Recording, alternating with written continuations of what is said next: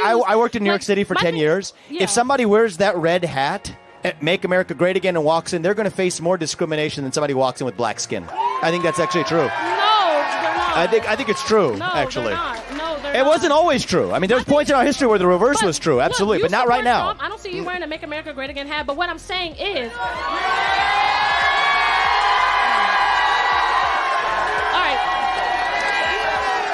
That's great you did a costume change. Hey y'all, and welcome to Politi-Brawl News. My name is Brian, and look, this poor college student thinks that she knows everything, but Vivek Ramaswamy is about to completely re-educate her, and hopefully at some point it'll stick. Let's dive in. To you, being a man of color, when exactly was America great? What period was America great? And if America was great in that period, would you personally go back to it? Would I go back to 2016 through 2020 in this country? I would, actually. I think America was great then. And why do you think America was great? Was America great for most of our national history? I think we were, actually. I think America was great. During slavery, during redlining, Jim Crow laws, civil rights movement. I think, was America perfect? No. Was America great? Yes, it was, actually. Very actually, big do think it emphasis was. and a very big extreme that you're jumping, because when exactly was America great? America is not great for the African American woman. America is not I disagree. great for. I think there's. Like what? Are we can I ask you one question? What exactly What's your name? I'm Felicia. Felicia. What other country for an African American woman is better than the United States of America? Well, I live in the United States of America, so I only want to talk about the United States of America. Right, exactly. So what country, when I talk about whether America is great, I'm not talking about whether America is perfect. Well, that's why I'm confused, because when was America great for somebody like me? You just told me I think America's been great. Yeah, so I think America great. You just told me where somewhere else that America was great. Yeah, exactly. So you just told me basically that it wasn't great for me. I think America is the greatest country on planet Earth for you. How? That's what I believe. That's what I believe. Because this is a country where you can achieve the maximum of your God-given potential by working hard. I am an African-American woman still facing institutionalized, systematic racism. I don't believe that yes, I am. to be true right now. I am. There are points in our history where that was true. I think this is the country on Earth where you're able to achieve the maximum of your potential without your skin color standing in your way. That's not true. I believe it is true. That's not true. What are you unable to America, achieve, ma'am? Felicia, what can you? Fargo, they literally all what of these do you other wish to banks achieve? just got sued for not giving home loans to African American people. That happened in 2024. So let me just ask you, what do you so-called lower of the property value? So let me tell you, as a Felicia, and its ramifications. Donald Trump is running for somebody was president. Donald Trump is running to make America first a reality for all Americans. Let me ask you something very personal, because you made it personal to you. What do you want to achieve in this country that you believe you can't right now because somebody else is stopping you because of your race? Well, right now, as my future career, I want to be a criminal defense attorney. Okay. However, as we can acknowledge, there's only 5% of black lawyers in the United States at this current moment.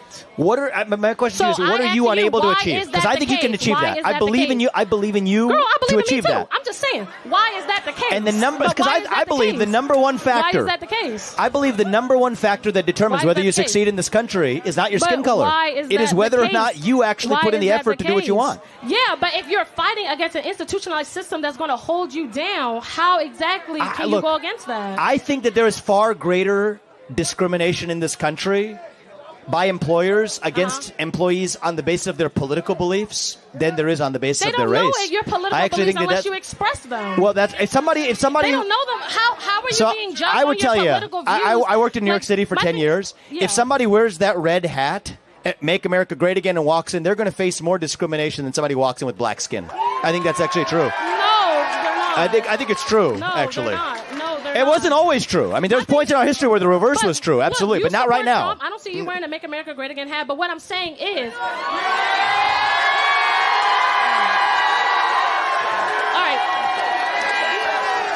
That's great you did a costume change, but what I'm saying is, prior to that, you did not have have that on. Prior to that, you didn't have that on. So me perceiving you, I'm perceiving you as a man. I'm not perceiving you as a MAGA supporter, Trump supporter, XYZ. I don't perceive you as that until you tell me that is. So how can you say that somebody's being judged on their political views unless you make those political views known? Are you a senior? I'm a senior. You're a senior. And what are you doing for work next? You're going to do a criminal defense attorney? You're going to law school? Yeah, right now I'm interning. So let me just share something with you, not as a matter of politics, but it's a matter of somebody who, I'm 39. I've had success in this country. My parents came from nothing. I've lived the full American dream, and I'm really grateful for that. And this is where I'm coming from when I say this.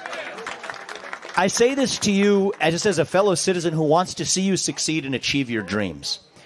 The more you view yourself as a victim, the more likely you are to be one. The more you view yourself as empowered, the more likely you are to be empowered. I want you to be empowered. I don't want you to see a world in which there's some invisible lines of hierarchy based on race or gender and that you're being discriminated against, because the more you see the world that way, the more likely you are not to achieve your dreams. Versus if you look at the world and see the world that I see, and this is what America offers, to say that you have your own God-given talents, how are you going to be able to achieve the maximum of your potential? I promise you, nobody is going to stop you in modern America because of your skin color. It's just not going to happen. They do, but okay. Give me one. I would love to hear one example where you wanted to, where you tried to get a job and you couldn't get it because of your skin color. I'm sure that's true of people who lived in the 1950s.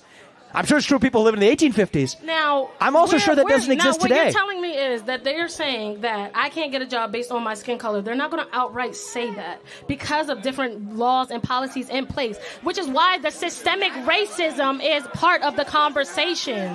Martin Luther King said we want to live in a country where we're judged not on our color of our skin, but on the content of our character and our contributions. Yeah.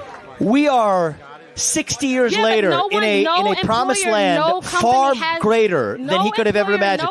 We've elected a black president of the United States. We've had a black attorney general. We've had black success at every level in this country. So they can't explicitly say that because they'll get sued. They'll get different legal ramifications. And that's where the intersectionality of the institutionalized systemic racism comes in. Lady, please think about what you just said. If someone is getting sued because they are hiring on a racial basis, that means the system works. That means that the institutional racism that you're talking about no longer exists. As a matter of fact, I actually disagree with that to a small degree because I think institutional racism now does exist in America, and it happens because of the DEI hires that have been going across the corporate world. The whole idea that diversity is strength is bunk. It can be strength, but as long as there's a great melting pot and that you are conforming to at least one major system so everyone can communicate and understand one another, then diversity isn't a strength. As a matter of fact, it makes it an inherent weakness. This is why we were so effective during World War II. Ironically enough, the United States is one of the most diverse nations on the planet because we have had this sort of melting pot mentality that you can come over here, like Vivek and his family, for instance. They came over here, they immigrated, and then they realized that, oh, there is opportunity here that we didn't have back in our old country.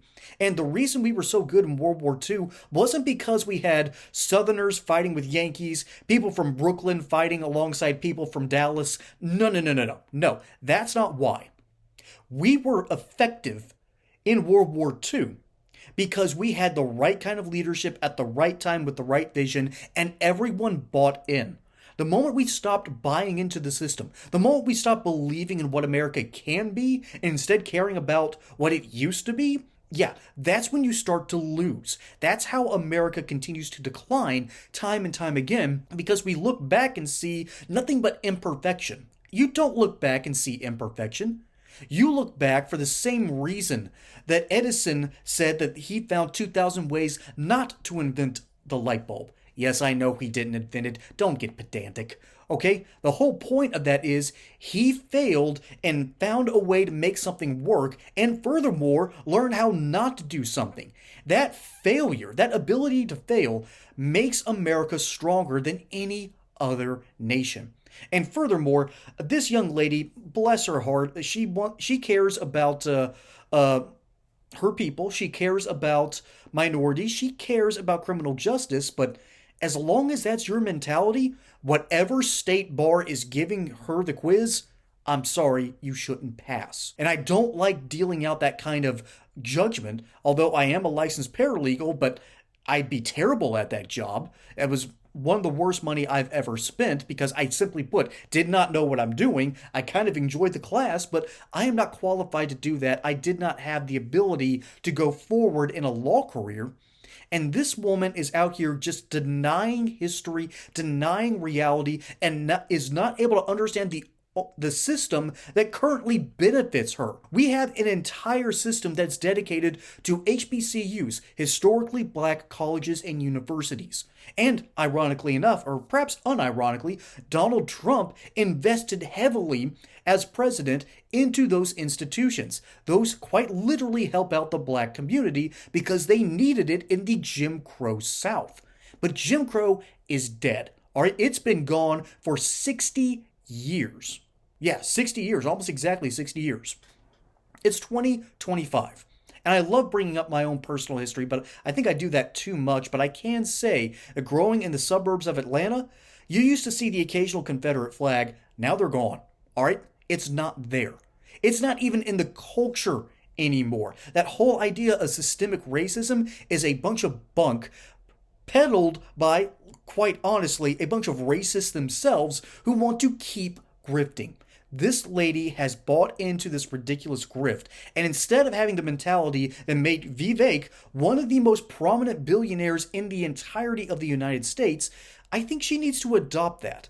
Because that whole idea that America is awesome, that making America great again is a good thing. All right? The message here is important.